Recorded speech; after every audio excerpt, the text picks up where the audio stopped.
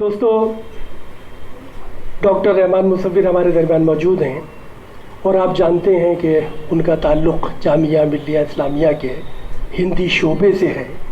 और जैसा कि मैं अक्सर कहता हूं कि हिंदी और उर्दू दोनों ज़बानों का जो एक खूबसूरत संगम हो सकता है, जिसे हम हिंदुस्तानी कहते हैं, उस ज़बान के वो बहुत अच्छे शायर हैं। बहुत आसान सी सादा सी ज़बान में शायरी करते हैं और उनको सबसे बड़ा जो फ़ायदा पहुंचता है कि उनको दो ज़बानों का लिटरेचर, दो ज़बानों की शब्दावली, दो ज़बानों की लफ्ज़ियात तो चूँकि उनके टच में है, उनके इस्तेमाल में है, तो उनको शेर कहना बहुत आसान हो जाता है। ये बात मैं अक्सर कहता हूँ।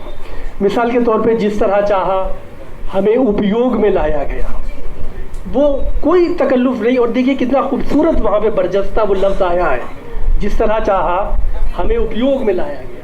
तो ये काम कोई हिंदी वाला वो आदमी कर सकता था कि जिसको हिंदी के साथ साथ उर्दू शायरी की भी समझ है और जो उर्दू लिटरेचर को भी पढ़ रहा है हिंदी लिटरेचर के साथ साथ। तो ये उनकी कुछ खूबियाँ हैं। और उनका एक बड़ा मशहूर शेर है कि हम उसको पढ़ तो देते हैं मगर उड़ने नहीं देते, हमारी बेटी बुलबुल है मगर पिंजरे में रहती है।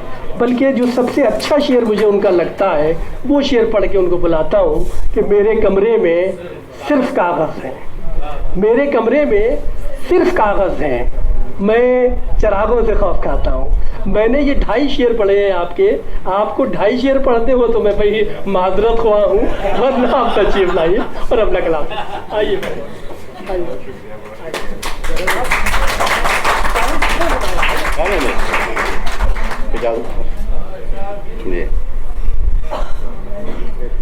एक मतला और एक शेर, फिर दूसरी गज़ल के।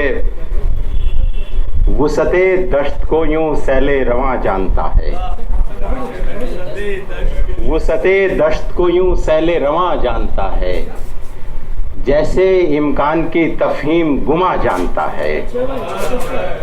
उसको ही मिलती है ये इश्क की मेराज के जो, उसको ही मिलती है ये इश्क की मेराज के जो, आग का खेल या हुदहुद की ज़बां जानता है,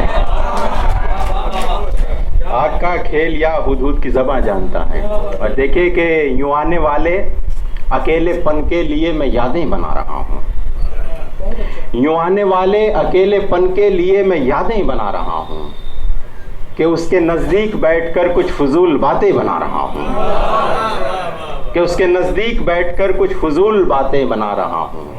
उदास मौसम, उदास झूले, उदास फिरते हैं सब परिंदे, उदास मौसम, उदास झूले, उदास फिरते हैं सब परिंदे, सो इनके खातिर मैं बाजुओं से शजर में शाखें बना रहा हूँ, सो इनके खातिर मैं बाजुओं से शजर में शाखें बना रहा हूँ।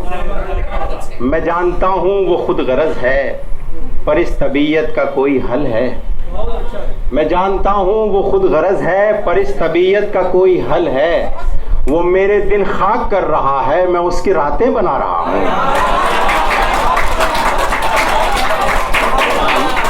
मैं जानता हूँ वो खुद गरज है, पर इस तबीयत का कोई हल है। वो मेरे दिन खाक कर रहा है, मैं उसकी रातें बना रहा हूँ।